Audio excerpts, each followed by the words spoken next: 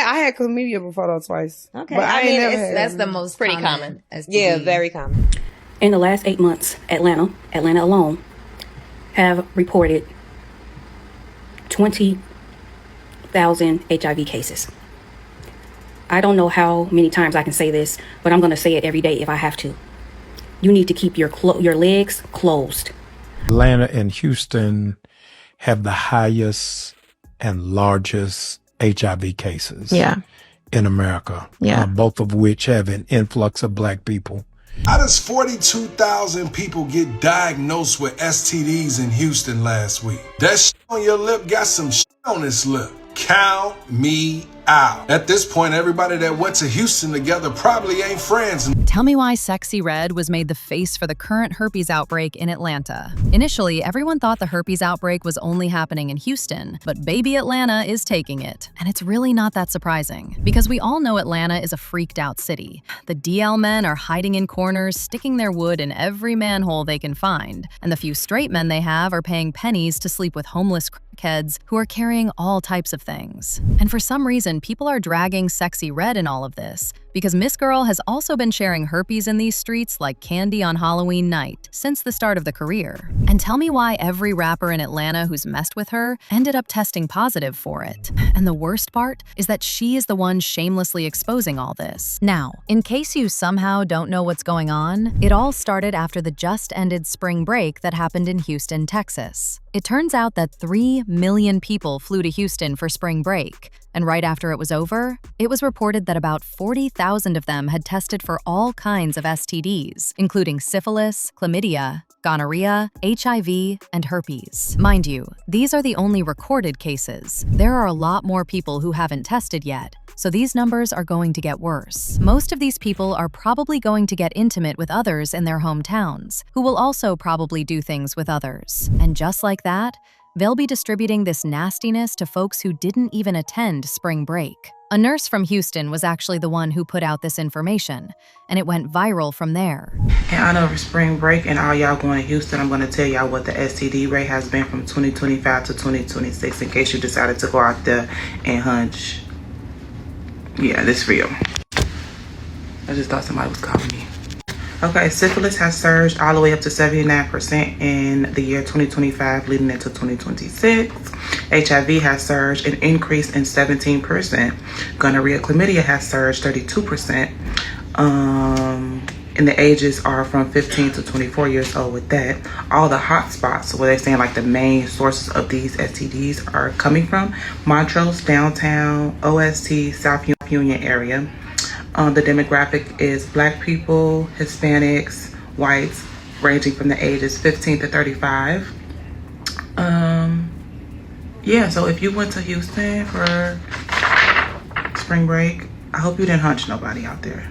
In fact, there was a whole trend of people specifically going to Houston to see just how many people they could sleep with. And yes, it was without protection. So basically, they would sleep with the person upon their first link up, sneakily take a video, and then post it on social media. Now, even though this STD mess started because of the Houston spring break, it doesn't mean that's the only city that was affected. Atlanta was also brought up too, and this wasn't surprising either because Atlanta has had a high STD rate for a very long time, and there is a good reason for that. The folks in Atlanta are a different breed of nastiness. Obviously, this doesn't apply to everyone living there, but those who do it are still a lot. For example, there have been a lot of talks about DL men, and most of them are in Atlanta. Now, in case you don't know what a DL is, it's basically a man who claims to be straight but secretly gets down with other men. And inside DL culture, they have other things they do that really create a breeding ground for STDs. One of them is cruising.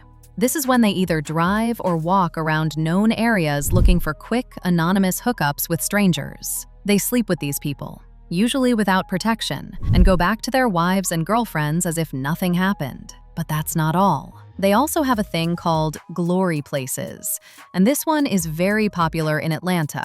If you know, you know.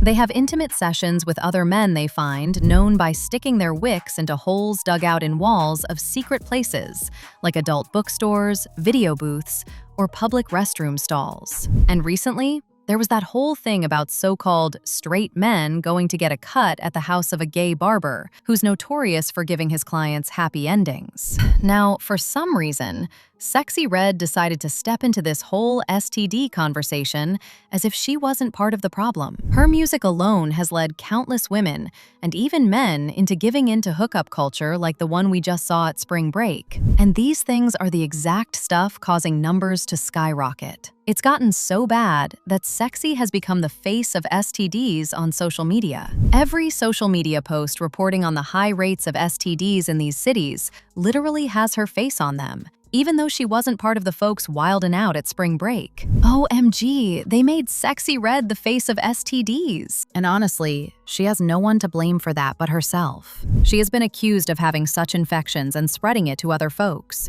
Do y'all remember when her baby daddy literally accused her of burning people? Y'all's favorite rapper. She said she's burning, so everybody's getting burnt. You gotta be strong for the North side, P. It's not for the weak, and I'm the weak. Remember, you started this.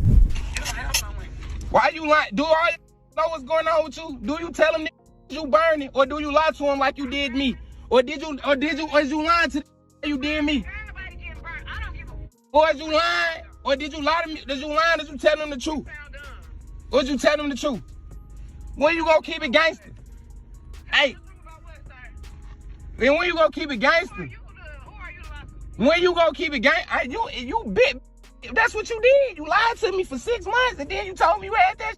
I hope you got AIDS. But get this, just weeks before her baby daddy did this, she had already been accused of catching herpes from the popular OF creator Gucci Third Leg, and that became a whole thing. For 3 days because one, when I first found out about it, I literally went straight to get tested. Like, I cannot play about that. Like, this is something that literally, like, consecrate. I'm a porn star. Fuck, you know what I'm saying? Like, you make great content, you sell it, you know what I'm saying? Like, this is our job. Why would I not be taking care of myself? One. So when I first found out about this whole, you know what I'm saying, a whole situation blowing up, I strictly went straight to get tested. Even right now, I'm still waiting on my results. My results will be in by tomorrow. Okay, yep, I could see it. So it says here, yep, scroll down a little bit. I see it, yep. What are you positive for? What is that? So positive for HSV1 means you do not have herpes. It means you have had probably like a cool sore. Now, like I mentioned, a lot of people were far more focused on what was going on between him and Sexyy Red, because word was she had also been involved with him during this whole situation. One of the main things they pointed to was a photo Gucci had posted not long before, showing he'd been invited backstage at one of Sexy's club performances for what people described as some very private one-on-one time. The allegations got so bad that Sexyy eventually had to say something, and this is what she had to say. Why every time y'all see me with a y'all think I'm in there?